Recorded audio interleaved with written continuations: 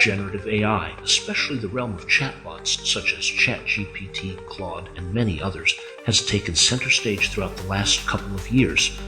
But one thing that has emerged in the field of neural networks has been the growing awareness about how human cognitive processes work and what happens when they seemingly fail. In this session, I'd like to introduce Dr. Coral Ho, CEO of Dysolve and an expert in both cognitive auditory challenges and the use of artificial intelligence to help resolve them. Thank you, Dr. Ho, and welcome to the Cagle Report.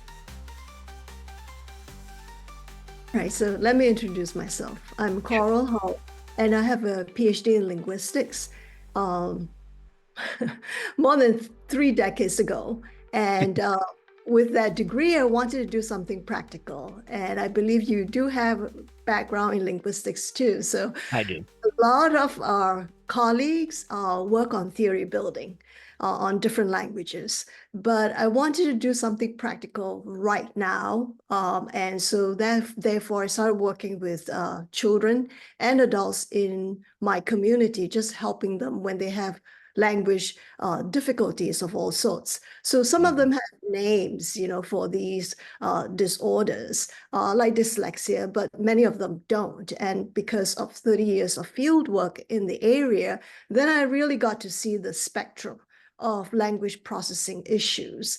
And then at some point early on, a friend told me that her son was having trouble with reading at school. And he was pretty young at that point. He was only second grade.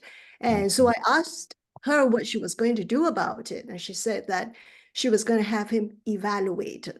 And I want to know what that meant. It meant paying a specialist $2,000 to do the evaluation. And I later learned that it could cost a lot more than just $2,000, up to $10,000 or more.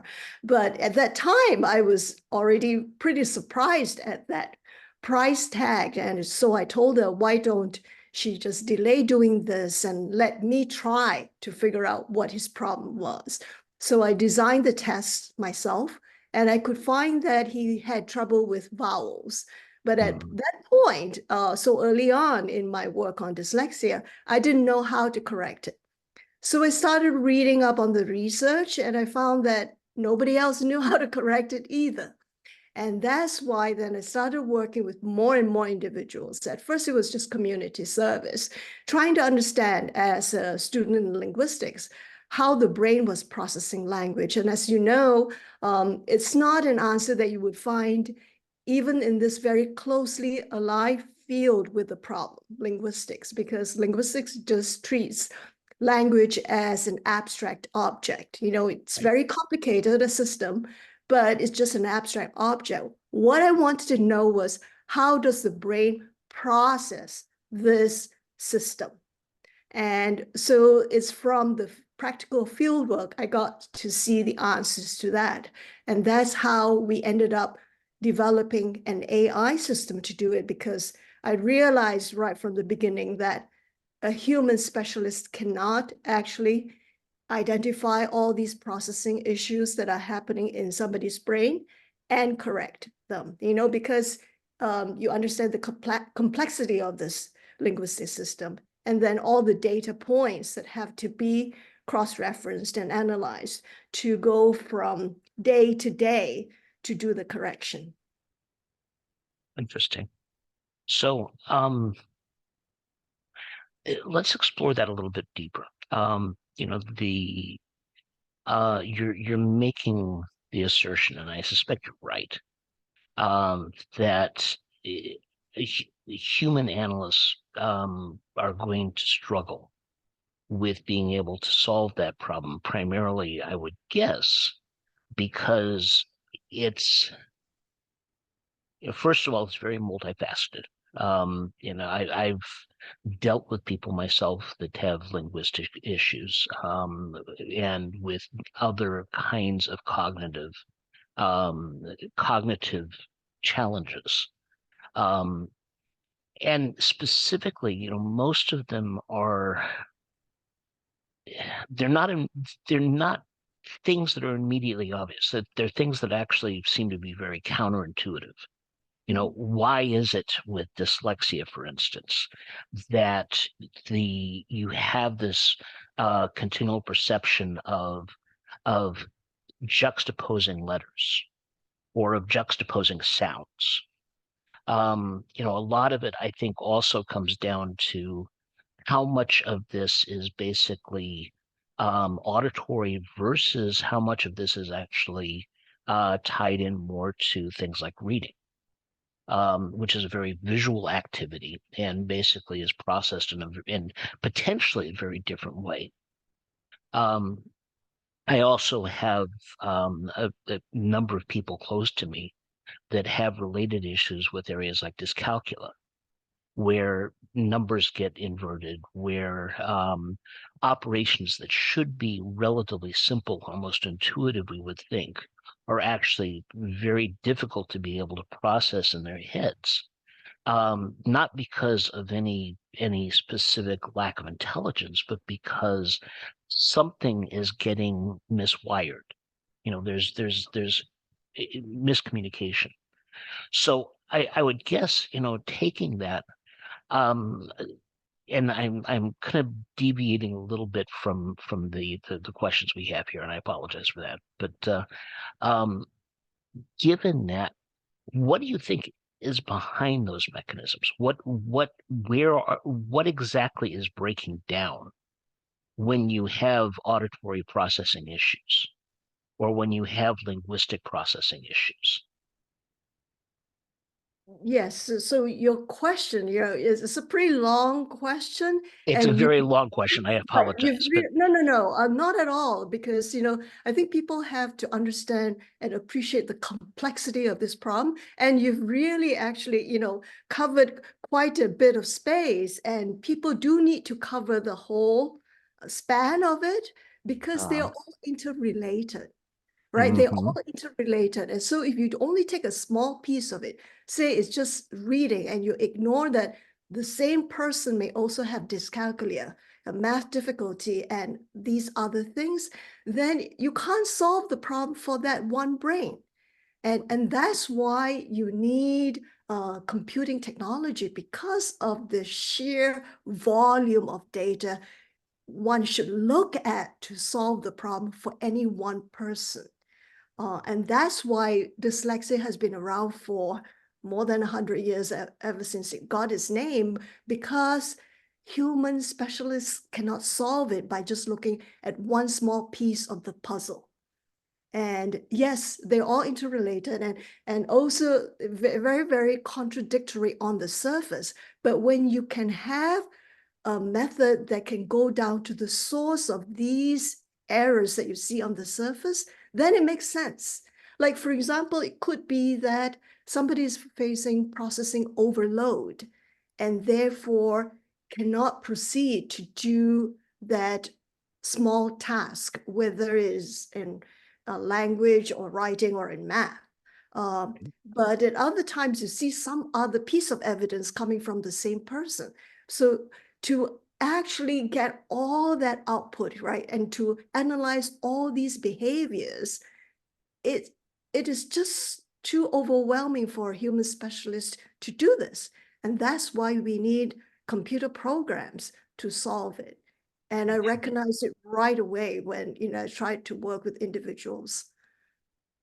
So when you're looking at that, the first thing that comes to mind is that this to me would actually be a pattern recognition problem. And what you're basically doing is you're saying, first of all, you need to have a system. And I'm going to lay this out, and then you can tell me where I'm wrong here. So, but it would seem to me that you would need to have a system to basically be able to test and identify those particular places that are being problematic in the first place.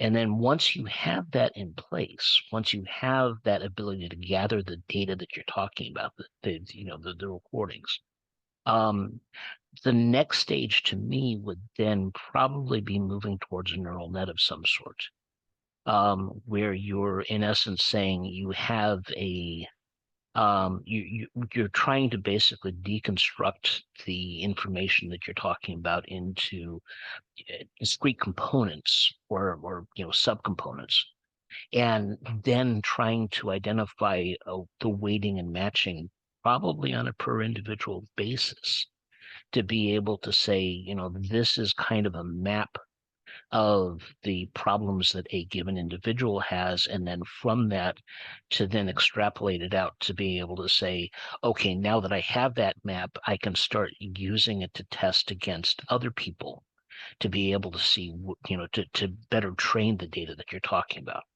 Is that consistent with what you're doing? Yes, thank you. You pretty much have answered the question yourself. Oh, This is I'm a sorry very about logical that. approach. No, no, no. I'm very pleased that, yes, this is the way that one would do it logically, right? And it is pattern recognition. Why? Because that's how the brain operates. And, Mhm. very early on in my linguistic training, I was focused on error analysis. Right. And even when somebody produces errors, those errors are still systematic. That's just how the brain works. And so, yes, we are looking for that. And we're doing functional mapping of the brain by looking at input and output. And we're trying to actually get the brain to produce the desired outputs in school, right? So then we have to figure out how are we going to manipulate the input so that this individual will produce the output that's required for academics. Okay. So with all of that, are there any conclusions that you've been able to draw from this? I mean, obviously you're building up models, but those models usually can then be used to kind of get a better idea about systemic behaviors. Um, and so, with what you're doing there, is that something that has it given you more insight into the process or into the problems? You're still treating the brain as a black box at that point, or at least a very dark gray box, if you will. Mhm. And presumably the one of the goals with that is then to be able to say, okay, having created a model, can you analyze that model to be able to then reverse engineer it to get a better idea of what the brain itself is doing or not doing in this case, to be able to build out better therapies and other solutions to that. So what insights have you been able to determine from your work thus far?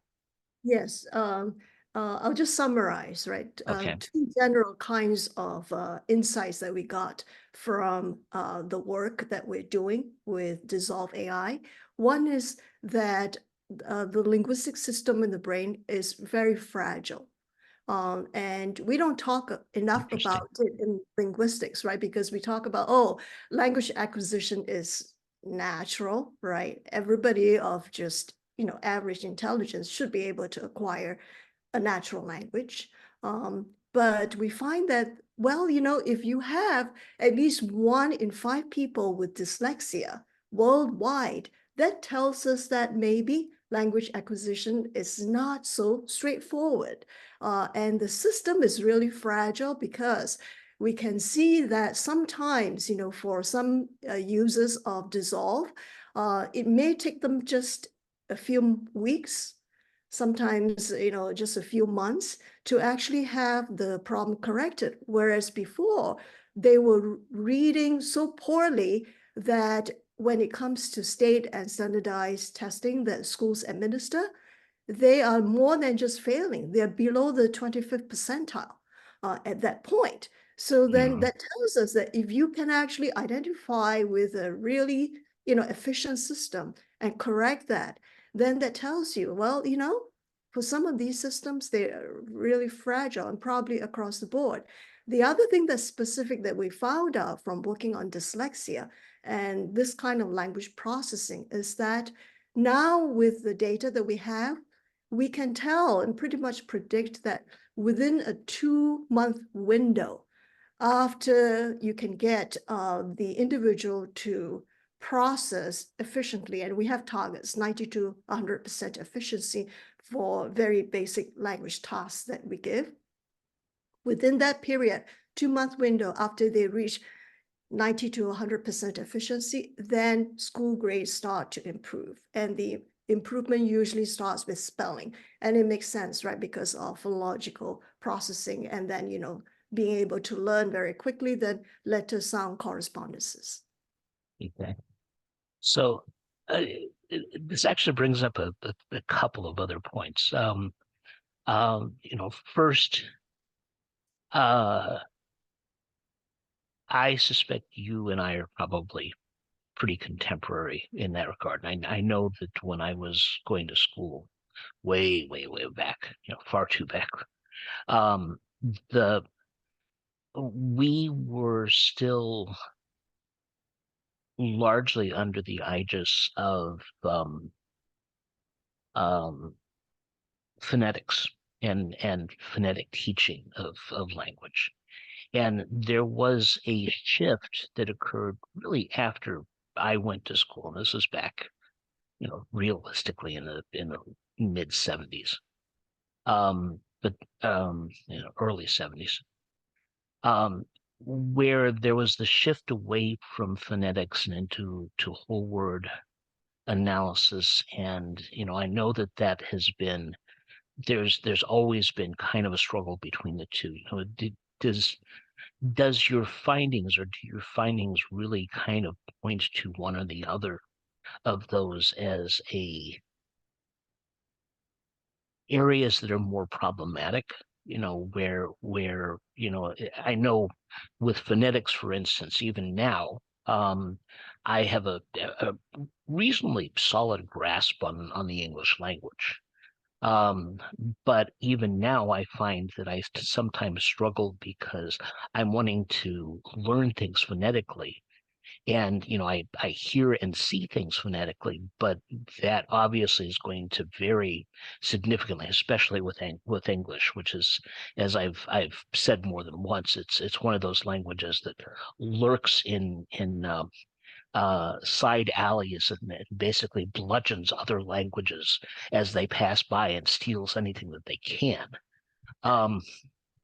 It's not a nice language, but just kind of curious, where is your bias in terms of what you're seeing, in terms of things like where the problem areas lie? And then I've got another one after that. Okay. All right. So when you look at the landscape in this country, I think they're still caught up with the reading wars, and that's what you're alluding to, right? Right. Whether you want to actually go with a more of the linguistic, structured approach to reading and include phonics, or you want to, treat reading holistically, right, and have students work on it that way. I think people are still caught up in that. But then I think the louder voice now seems to be the ones who want to go with this more linguistic based approach to reading. And phonics is a big part of it. At least the layperson thinks about phonics, right? Right. However, when we actually talk to students who are in a program and schools that are involved in it, you know what those students who have dyslexia or reading difficulties say? The teacher's instruction on phonics does not make sense to them.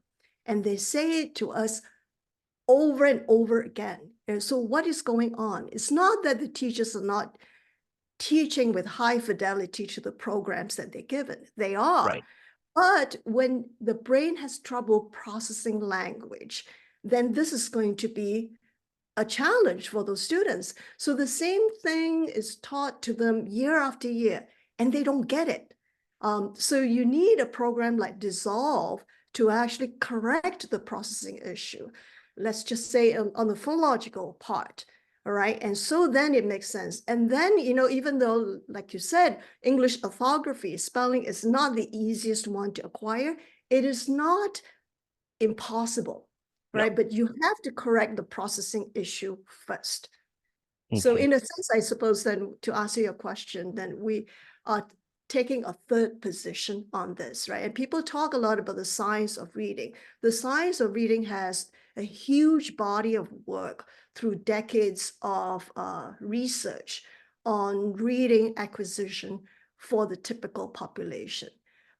It is inconclusive when it comes to the appropriate intervention for students who are struggling with reading. And over again, when they do meta-analytic reviews of studies that have been done very rigorously, right? Because you have to meet IES standards, then you find that there is no study with positive, statistically significant impact, right? Regardless of who's handling or managing the intervention, right? You're talking about university-run interventions. You're talking about, state and federal grants going into these intervention studies, and you're still not getting impact. And why is that? Maybe we have to listen to the students. They said that the teacher's instruction did not make sense. Very interesting. Given that,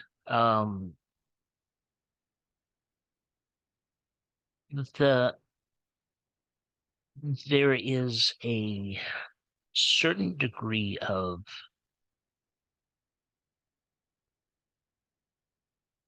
I'm struggling here to be able to articulate what I want to say here.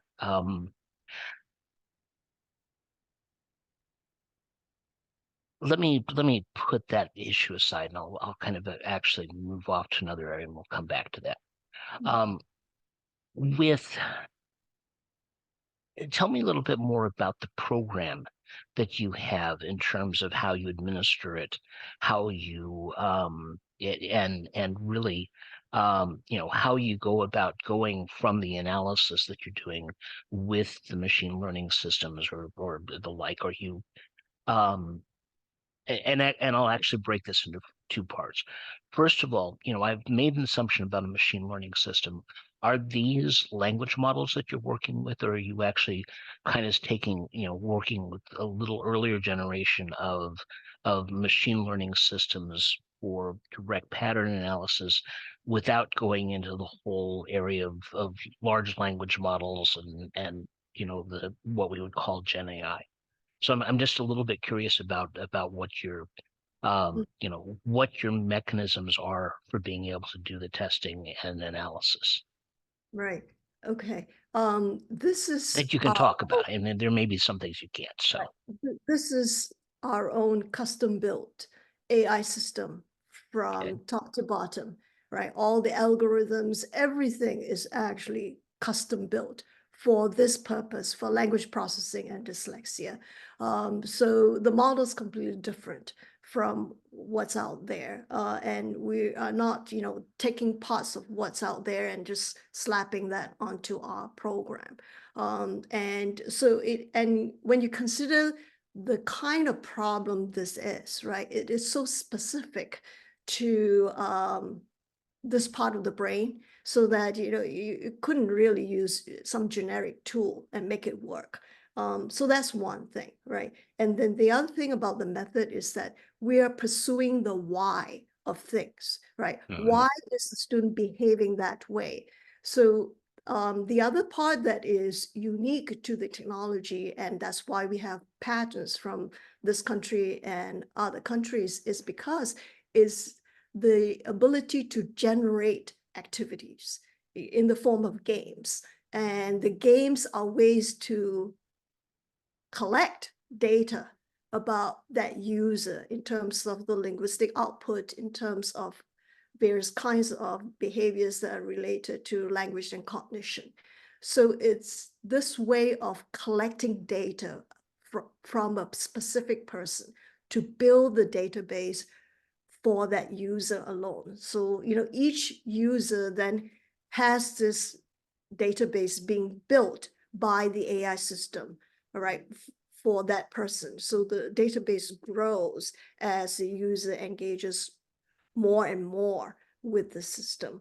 So the whole thing is just unique and specialized for this purpose, to identify language processing issues in that individual brain and then to start incrementally to correct that until these, big problem areas are cleared. And so I hope I answered your question. No, I think you did, very much so. Um, so it's fairly clear to me that your primary focus is on people, relatively students, fairly early in the overall development cycle, or educational cycle. Have you had a chance to work with adults that are basically working with the same kinds of issues, but that have essentially developed, in many cases, coping strategies, not necessarily good one, but coping strategies to be able to work around that? And if that's the case, what have you found in that particular area? Right. So our program has been around since 2017. Okay. And it was last year that we completed the platform for schools, but it's been around for a while, right, for individual users. And so we've had students of all ages, up to people in their 20s, late 20s, and the results are good. It appears, and here's the other piece that I can provide about the brain that we found, is that for older individuals, high school on up, then the problem areas are more clearly defined. More clearly defined. So you would think that then it's easier to actually correct it. But the problem with older users is that they have many other commitments on their time, right? So that is a big issue. Whereas with younger children, what we find is that the problem is just scattered all over and not clearly defined.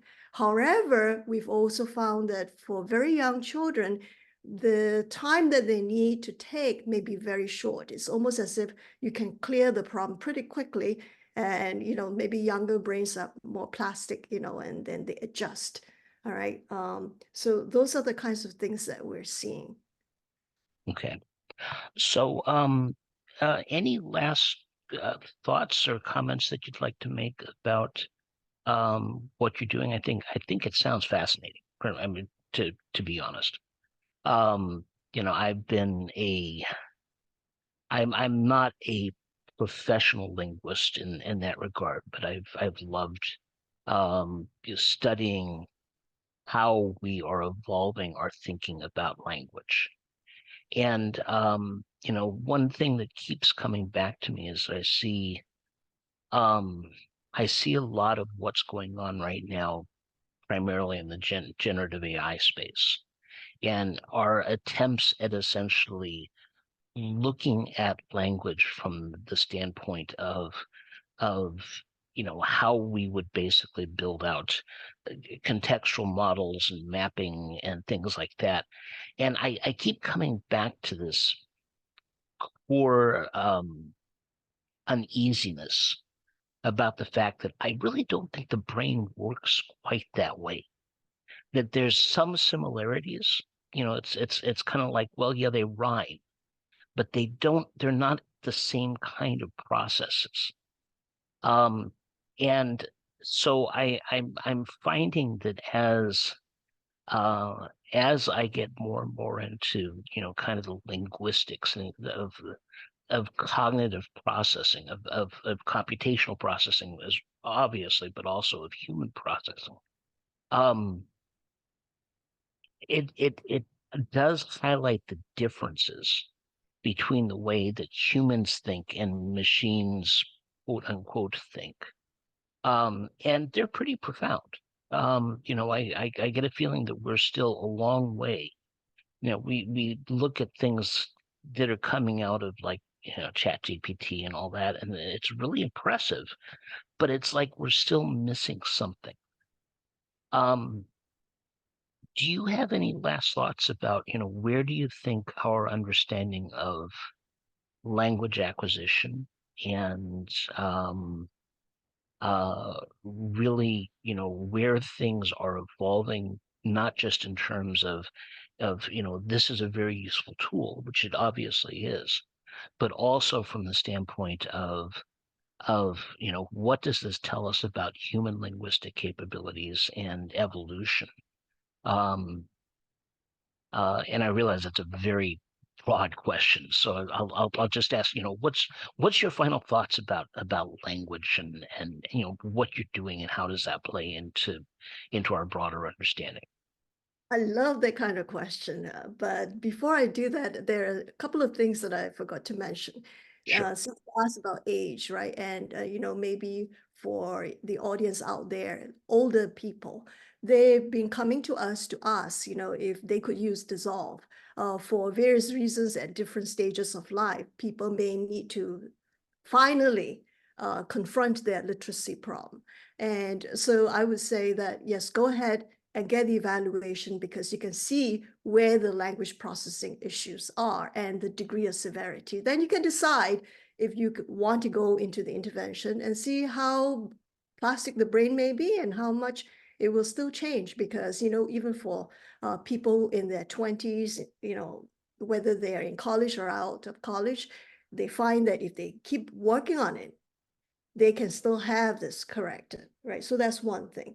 The other thing I also want to mention is that it's good that we're having this conversation because people should realize that even if they don't have dyslexia, the problem impacts them, right? Because of the amount of money that this country spends on the dyslexia problem, the reading difficulty problem is over $100 billion a year collectively.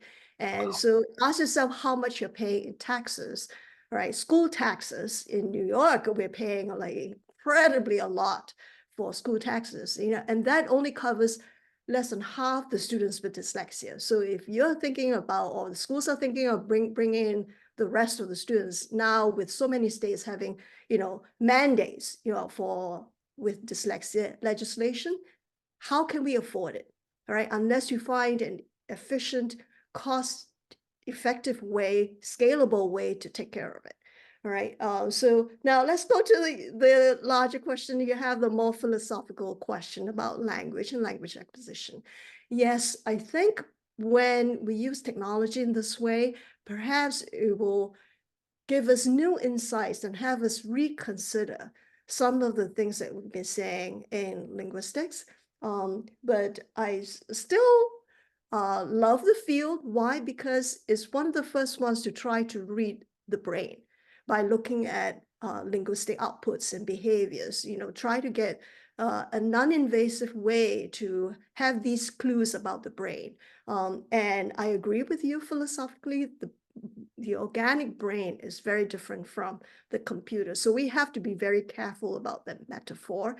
And, as a linguist, I also look at the words that we use, right? So if we use the words like hallucinate, right, to talk about something that is inanimate, right, we have to be careful about the words we use, or think, right, or believe, or know, right? Absolutely. And especially since, I love your article on semantics and the interface between semantics and syntax. And this doesn't have to be in the recording, but, the meaning text model is really great for this. Not sure if you're familiar with the work of Igor Melchuk. I've heard of Melchuk, yes. Yeah, explanatory combinatorial dictionaries, right? So if you're learning another language, well, yeah, just try to get English right, so you can't go wrong if you look at those entries. Okay. Well, thank you very much. I really appreciate this, Dr. Ho. I think that it's been some fascinating